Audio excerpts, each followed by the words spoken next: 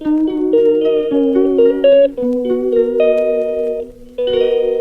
Friends, welcome back to Chaitra all in one vlog. ಎಲ್ರಿಗೂ ಸ್ವಾಗತ. So ಇವತ್ತು ನನ್ನ ಸಂಡೇ ವ್ಲಾಗು ತುಂಬಾ ಸ್ವಲ್ಪ ಲೆಂತಿಯಾಗಿ ಇತ್ತು, ಮತ್ತು ಯಾವ ಥರ ಎಲ್ಲ ಕೆಲಸ ಕೂಡ ನಡೀತು, ಮತ್ತು ನಾನು ಹೊರಗಡೆ ಎಲ್ಲೂ ಹೋಗಿರಲಿಲ್ಲ. ಸೊ ಮಕ್ಕಳಿಗೆ ಎಕ್ಸಾಮ್ ಇರೋದ್ರಿಂದ ನಾವು ಮನೆಯಲ್ಲೇ ಇರಬೇಕು ಆವಾಗ, ಯಾಕೆಂದರೆ ಮಕ್ಳಿಗೆ ಓದಿಸೋದೆಲ್ಲ ತುಂಬಾ ಇರುತ್ತಲ್ಲ. ಸೊ ಹಾಗಾಗಿ ನಾನು ಈ ವಾರ ಎಲ್ಲೂ ಹೋಗೋದು ಬೇಡ, ಲಾಸ್ಟ್ ವೀಕೆಲ್ಲ ಶೃಂಗೇರಿಗೆಲ್ಲ ಹೋಗಿದ್ವಲ್ಲ, ಸೊ ಈ ವೀಕ್ ಎಲ್ಲೂ ಹೋಗೋದಕ್ಕಾಗೋದಿಲ್ಲ, ಮತ್ತು ನೆಕ್ಸ್ಟ್ ವೀಕು ಎಲ್ಲೂ ಹೋಗೋದಕ್ಕಾಗೋದಿಲ್ಲ, ಎಕ್ಸಾಮ್ ಇರೋದ್ರಿಂದ ಎಲ್ಲೂ ಹೋಗೋದಕ್ಕೆ ಆಗೋದಿಲ್ಲ. ಸೊ ನೋಡಿ, ಇವ್ರು ಮಾರ್ನಿಂಗಿಗೆ ಬಿರಿಯಾನಿ ಮಾಡೋದು ಹೇಗೆ ಅಂತ ಹೇಳ್ಬಿಟ್ಟು ಯೂಟ್ಯೂಬಲ್ಲಿ ನೋಡ್ಕೊಳ್ತಾ ಇದ್ದಾರೆ. ಸೊ ನಾನು ಮಾಡೋ ಬಿರಿಯಾನಿ ಅವ್ರಿಗೆ ಇನ್ನೂ ಸೆಟ್ಟೇ ಆಗಿಲ್ಲ ಅನಿಸುತ್ತೆ.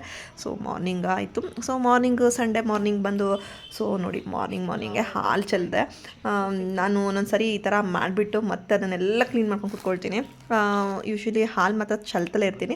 ಸೊ ಇವ್ರು ಮಾರ್ನಿಂಗ್ 9 o'clockಗೆ ಆಗಲೇ ಓದಿಸೋದಕ್ಕೆ ಸ್ಟಾರ್ಟ್ ಮಾಡಿಬಿಟ್ಟಿದ್ರು. ಬೇಗ ಸ್ವಲ್ಪ ಓದಿಸ್ಬಿಟ್ರೆ ಮತ್ತೇನೋ ಆರಾಮಾಗಿರ್ಬೋದು ಅಂತ ಹೇಳಿಬಿಟ್ಟು ಇವ್ನಿಗೆ ಸ್ವಲ್ಪ ಓದಿಸೋದು ಸ್ವಲ್ಪ ಕಷ್ಟ, ಹಾಗಾಗಿ ಸ್ವಲ್ಪ ಕೂರಿಸೋದು ತುಂಬಾ ಕಷ್ಟ. ಸೊ ಅಲ್ಲೇ 9:30 ಆಗ್ತಾಯಿತ್ತು. ಮಗಳು ಕೂಡ ಅವಳ ಪಾಡಿಗೆ ಅವಳು ಓದ್ಕೊಳ್ತಾಳೆ. 9:30 ಕಾಫಿ ಕುಡಿತಾ ಇದ್ದಿದ್ದು. ಸೊ ಕಾಫಿ ಎಲ್ಲ ಕುಡಿದು ಟಿಫನ್ಗೆ ನೋಡಿ, ಇವ್ನಿಗೆ ಟಿಫನ್ಗೆ ಏನು ಮಾಡಬೇಕು ಅಂತ ಹೇಳ್ತಿದ್ದಾನೆ. ಉಪ್ಪಿಟ್ಟಿಗೆ ಚಿಪ್ಸ್ ಹಾಕಲ್ಲ, ತರಕಾರಿ ಹಾಕ್ತಾರೆ. ಚಿಕ್ಕದು ಸ್ಮಾಲ್ ಇರತ್ತಲ್ಲ, ಏನ್ರಿ ಚಿಕ್ಕದು ಸ್ಮಾಲ್ ಇರ್ತದಲ್ಲ? ಶಾವಿಗೆ ಉಪ್ಪಿಟ್ಟ, ಶಾವಿಗೆ ಉಪ್ಪಿಟ್ಟ, ಅಕ್ಕಿ ಶಾವಿಗೆ ಉಪ್ಪಿಟ್ಟ, ಚಿಪ್ಸ್ ಹಾಕ್ತಾರಲ್ಲ ಶಾವಿಗೆ ಉಪ್ಪಿಟ್ಟು. ಯಾವ್ದ್ರಿ? ಅಪ್ಪ ನನಗಂತೂ ಗೊತ್ತಿಲ್ಲ ಉಪ್ಪಿಟ್ಟಿಗೆಲ್ಲ ಚಿಪ್ಸ್ ಹಾಕೋದು. ಸೊ ಇವ್ನು ಟಿಫನ್ ಹೇಳ್ತಿದ್ದ, ಅದು ಏನೋ ಶಾವಿಗೆ ಉಪ್ಪಿಟ್ಟಂತೆ ಚಿಪ್ಸ್ ಹಾಕ್ತಾರಂತೆ, ಈ ಥರ ಎಲ್ಲ ಏನೋ ಹೇಳ್ತಾ ಇದ್ದ. ಅಯ್ಯೋ ನಾನೇನೋ ಮಾಡಲ್ಲ, ತರಕಾರಿ ಹಾಕಿ ಎಲ್ಲ ವೆಜಿಟೇಬಲ್ಸ್ ಎಲ್ಲ ಹಾಕಿ ಉಪ್ಪಿಟ್ಟು ಮಾಡ್ತೀನಿ, ಬಿಸಿ ಬಿಸಿ ಉಪ್ಪಿಟ್ಟು ತಿನ್ಕೋಬೋದು ಅಂತ ಹೇಳಿ. ನೋಡಿ, ಒಂದು ರಾಶಿ ಬಟ್ಟೆ ಇತ್ತು, ಯೂನಿಫಾರ್ಮ್ಸು ಮತ್ತು ರೆಗ್ಯುಲರ್ ಡ್ರೆಸ್ಸು ಮತ್ತು ಸ್ವಲ್ಪ ಮಡಿಸಿ ಇಡೋವಂಥವು, ಮತ್ತು ಮನೆ ಸ್ವಲ್ಪ ಎಲ್ಲ ಫುಲ್ಲು ಹರಡ್ಬಿಟ್ಟಿದ್ರು. ಈ ಮಕ್ಕಳು ಒಂದು ಕಡೆ ಕೂತ್ಕೊಂಡು ಓದ್ಕೊಳ್ಳೋದಿಲ್ಲ, ಎಲ್ಲ ಕಡೆನೂ ಕೂತ್ಕೊಂಡು ಓದ್ಕೊಂತಿರ್ತಾರೆ. ಹಾಗಾಗಿ ಬುಕ್ಕೆಲ್ಲ ಅಲ್ಲೊಂದು ಇಲ್ಲೊಂದೆಲ್ಲ ಹರಡಿರ್ತಾರೆ. ಸೊ ಈ ಮನೆ ಎಷ್ಟು ದೊಡ್ಡದಾಗಿರುತ್ತೋ ಹರಡೋದು ಸ್ವಲ್ಪ ಅಷ್ಟೇ ಜಾಸ್ತಿ ಆಗಿರುತ್ತೆ ಅಂತಲೇ ಹೇಳ್ಬೋದು. ನಾನು ಇಲ್ಲಿ ಉಪ್ಪಿಟ್ಟೆಲ್ಲ ಮಾಡ್ತಾಯಿದ್ದೆ. ಸೊ ಉಪ್ಪಿಟ್ಟು ತರಕಾರಿ ಎಲ್ಲ ಇತ್ತು, ಸ್ವಲ್ಪ ತರಕಾರಿ ಎಲ್ಲ ಹಾಕಿಬಿಟ್ಟು ಉಪ್ಪಿಟ್ಟು ಮಾಡಬೇಡ, ಬಿಸಿಯಾಗಿ ತಿನ್ಕೊಳ್ತಾರೆ ಅಂದ್ಬಿಟ್ಟು. ಸುಮಾರು ಟೈಮ್ ಬೇರೆ ಆಗಿತ್ತು ಕೂಡ.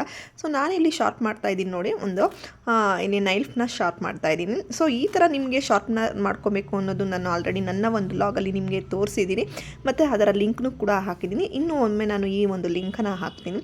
ಸೊ ಈ ಥರ ಶಾರ್ಪನರ್ ಇದ್ದರೆ ಮನೆಯಲ್ಲಿ ಯಾವುದೇ ನೈಫ್ ಅಂತೂ ಚಾಕುಗಳನ್ನ ಶಾರ್ಪ್ ಮಾಡ್ಕೊಳ್ಳೋದಾಗಲಿ ಬೇಗನೆ ಮಾಡ್ಕೋಬೋದು. ಸೊ ತುಂಬಾ ನೈಸ್ ಆಗುತ್ತೆ. ಹೊರಟಿರೋ ಅಂಥದ್ದು ಶಾರ್ಪ್ನೆಸ್ ಮಾಡಿಕೊಂಡು ನಾವು ಈ ಥರ ವೆಜಿಟೇಬಲ್ಸ್ನ ಫ್ರೂಟ್ಸ್ನ ಎಲ್ಲ ಕಟ್ ಮಾಡೋದಕ್ಕೆ ತುಂಬಾ ಯೂಸ್ಫುಲ್ ಆಗುತ್ತೆ ಅಂತಲೇ ಹೇಳ್ಬೋದು. ಸೊ ನನಗೂ ಕೂಡ ಇದು ಮೀಶೋದಲ್ಲಿ ನಾನು ಬೈ ಮಾಡಿದ್ದು, ಸೊ ತುಂಬಾ ಯೂಸ್ಫುಲ್ ಆಯಿತು ಅಂತಲೂ ಹೇಳ್ಬೋದು.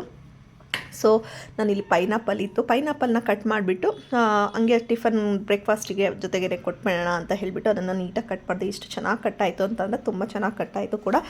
ಸೊ ಅದಕ್ಕೆ ನೋಡಿ, ನನಗೆ ಈ ಥರ ಸಾಲ್ಟು ಮತ್ತು ಎಂಥದ್ದು ಚಿಲ್ಲಿ ಪೌಡರು ಅಥವಾ ಪೆಪ್ಪರ್ ಪೌಡರು ಈ ಥರ ಹಾಕ್ಕೊಂಡು ತಿನ್ನೋದು ತುಂಬಾ ಇಷ್ಟ. ಈ ಥರ ತೆಳ್ಳಗೆ ಸ್ಲೈಸ್ ಮಾಡಿಬಿಟ್ಟು ಅದಕ್ಕೆ ಈ ಥರ ಉಪ್ಪು ಎಲ್ಲ ಹಾಕಿ ಸ್ವಲ್ಪ ಹೊತ್ತಿಟ್ರೆ ಅದು ಎಲ್ಲ ಚೆನ್ನಾಗಿ ನಂತರ ನಾವು ಬ್ರೇಕ್ಫಾಸ್ಟ್ ಜೊತೆಗೆ ತಿನ್ಕೋಬೋದು. ಇವತ್ತೆಲ್ಲ ಒಂದು ಸೈಡು ಬಟ್ಟೆ ಒಂದು ರಾಶಿ ಬಿದ್ದಾವೆ, ಒಗಿಬೇಕು. ಮನೆ ಫುಲ್ಲು ಗಲೀಜಾಗೈತೆ. ಬೇಗ ಓದು ಸೆಬ್ರಸ್ರಿ, ಇವ್ರನ್ನ ಕ್ಲೀನ್ ಮಾಡ್ತೀನಿ ಮನೆ. ಅಪ್ಪ ತಂದೆ ತಿನ್ನು, ತರಕಾರಿ ಎಲ್ಲ ತಿನ್ನು. ನಾನು ತರಕಾರಿ ಎಲ್ಲ ತಿನ್ನು, ಅದಕ್ಕೆ ತೋರಿಸ್ತೀನಿ. ಇಲ್ಲಾಂದರೆ ತರಕಾರಿ ತಿನ್ಬೇಕು, ಬೇಗ ತರಕಾರಿ ಎಲ್ಲ ಹಾಕಿರೋ ತರಕಾರಿ ಎಲ್ಲ ತಿನ್ನು ಪಟಾಪಟ್ ಅಂತ. ಅಷ್ಟೊಂದು ಮಾತಾಡ್ತೀಯಲ್ಲ, ತಿನ್ನು. ಸುಮ್ಮನೆ ಇರ್ತೀನಿ. ಸೊ ಸಂಡೇ ಆಯಿತು ಅಂತಂದರೆ ಕ್ಲೀನಿಂಗು, ಈ ಮಕ್ಕಳು ಮನೇಲಿದ್ದರೆ ಎಲ್ಲ ಹರಡಿರ್ತಾರೆ, ಅದನ್ನೆಲ್ಲ ಒಂದು ಕಡೆಯಿಂದ ಎತ್ತಿಟ್ಕೊಂಬರೋ ಅಷ್ಟೊತ್ತಿಗೆ ಸಾಕಾಗಿರುತ್ತೆ ಅಂತಲೇ ಹೇಳ್ಬೋದು. ಸೊ ಇದು ನಮ್ಮ ಮನೆಯ ಇಂಡೋರ್ ಪ್ಲ್ಯಾಂಟು. ಸೊ ಇನ್ನೊಂದು ಸ್ವಲ್ಪ ಬಿಸಿಲಿಗಿಡೋಣ ಅಂತ ಹೇಳಿಬಿಟ್ಟು ಬಿಸಿಲಿಗಿಟ್ಟಿದೆ. ಸೊ ಇದು ವಾಸ್ತು ಪ್ರಕಾರ ಒಳ್ಳೆಯದು ಅಂತ ಹೇಳ್ತಾರೆ, ಹಾಗಾಗಿ ನಾನು ಈ ಒಂದು ವಾಸ್ತು ಪ್ರಕಾರ ಅಂತ ಇರಲಿ ಅಂತ ಹೇಳಿಬಿಟ್ಟು ಮಡಗಿದ್ದೀನಿ.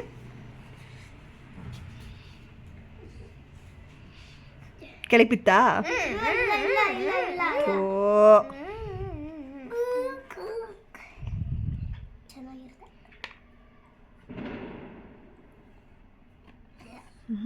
ಚೆನ್ನಾಗೈತೆ, ತಿನ್ನೋ. ಸೊ ಟೆರೆಸ್ ಮೇಲೆ ಒಂದು ಫ್ರೂಟು ಬಂದಿತ್ತು. ಫ್ರೂಟ್ ಗಿಡ ಅಂದರೆ ಫ್ಯಾಷನ್ ಫ್ರೂಟ್ ಹಾಕಿದ್ವಿ. ಸೊ ಅದು ನಮ್ಮ ಯಜಮಾನ್ದು ಫೇವ್ರೆಟ್ ಫ್ರೂಟು, ಅದನ್ನು ಹಾಕಬೇಕು ಅಂತ ಹೇಳಿಬಿಟ್ಟು ಅವರೇ ಹಾಕಿರೋದು. ಹಾಗಾಗಿ ಅದು ಒಂದು ಹೂವು ಬೇರೆ ಬಿಟ್ಟಿತ್ತು ಕೂಡ, ಒಂದು 3-4 ಹೂವು ಬಿಟ್ಟಿತ್ತು. ಅದನ್ನು ನೋಡ್ತಾ ಇದ್ರು ನಮ್ಮ ಹಸ್ಬೆಂಡು. ಸೊ ತುಂಬ ಹೂವು ಬಿಟ್ಟಿದೆ ಕಣೆ ಅಂತ ಎಲ್ಲ ಹೇಳ್ತಾ, ಅದು ಮತ್ತು ಲೆಮನ್ ಗಿಡದಲ್ಲಿ ತುಂಬಾ ಲೆಮನ್ಸು ಬಿಟ್ಟಿದ್ವು ಕೂಡ. ಸೊ ನಾನು ನಿಮಗೆ ತೋರಿಸ್ತಾ ಇದ್ದೀನಲ್ಲ, ಸೊ ಲೆಮನ್ನು, ವಿಳಿಯದೆಲೆ ಎಲ್ಲ ಚೆನ್ನಾಗಿದೆ. ಬಟ್ ಅದು ಸ್ವೀಟ್ ಇದೆ, ಏನು ಅಂತ ಗೊತ್ತಿಲ್ಲ. ಬೇರೆದು ಒಂದು ತಂದು ಹಾಕಬೇಕು ಅಂತ ಅಂದ್ಕೊಂಡಿದ್ದೀನಿ.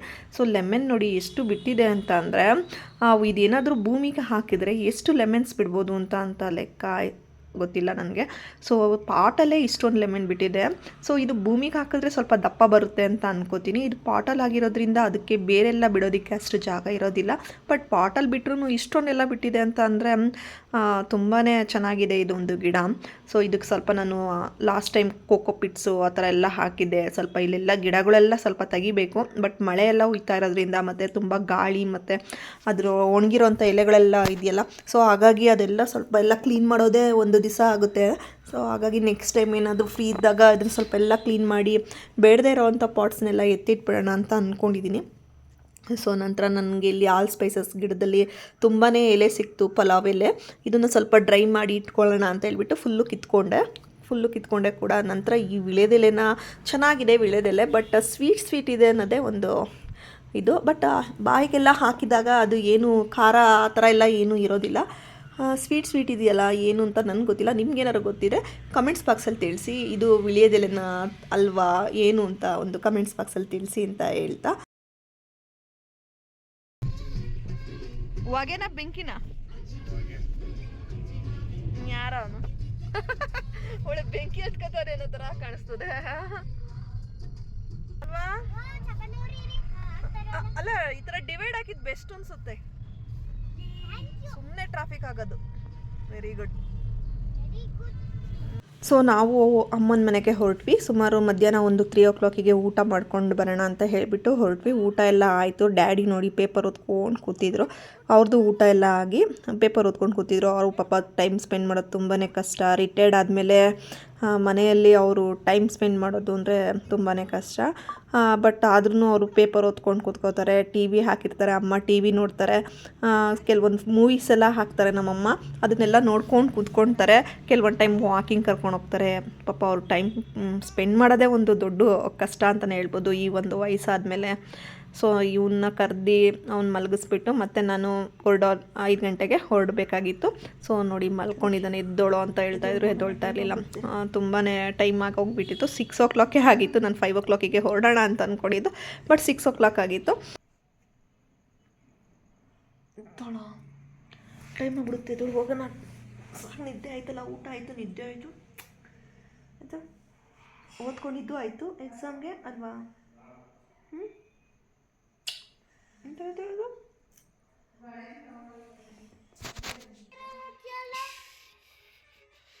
ತಿಂದ್ರಿ ಸ್ವಲ್ಪ?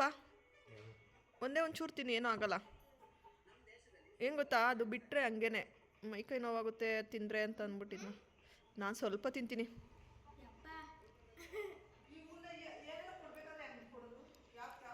ನೀನು ಯಾವುದಕ್ಕಾರ ಕೊಡು.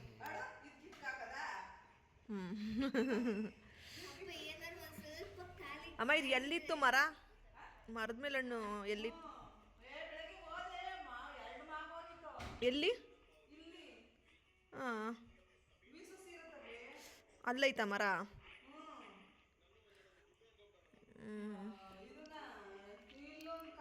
ಸೊ ನಮ್ಮಮ್ಮ ಸೀತಾಫಲದ ಹಣ್ಣು ಕೊಟ್ಟಿದ್ದರು. ಸೊ ಇದು ತುಂಬಾ ಒಳ್ಳೆಯದು ಬಾಡಿಗೆ, ಮತ್ತು ತುಂಬ ಇದು ಈಗಿನ ಒಂದು ಸೀಸನಲ್ಲಿ ತುಂಬಾ ರೇಟು ಕೂಡ ಇದೆ. ಇದು ಹೊರಗಡೆ ಇದು ಸಿಗೋದೆ, ಮತ್ತು ಮರದ ಮೇಲಿನ ಹಣ್ಣು ಬೇರೆ ಕೂಡ ತುಂಬ ಚೆನ್ನಾಗಿತ್ತು. ಬಟ್ ನನಗೆ ತಿಂದರೆ ಲಾಸ್ಟ್ ಟೈಮ್ ತಿಂದ್ಬಿಟ್ಟು ಒಂದು ಫುಲ್ಲು ತಿಂದ್ಬಿಟ್ಟು ಕೆಮ್ಮು, ಬಾಡಿ ಪೇಯ್ನು, ಈ ಥರ ಎಲ್ಲ ಕೋಲ್ಡ್ ಸ್ಟಾರ್ಟ್ ಆಗಿಬಿಟ್ಟಿತ್ತು. ಸೊ ನಾನು ಅಲ್ಲಿ ತಿನ್ನಲೋ ಬೇಡವೋ ಅಂತ ಅಂದ್ಕೊಂಡು ತಿಂತಾಯಿದ್ದೆ.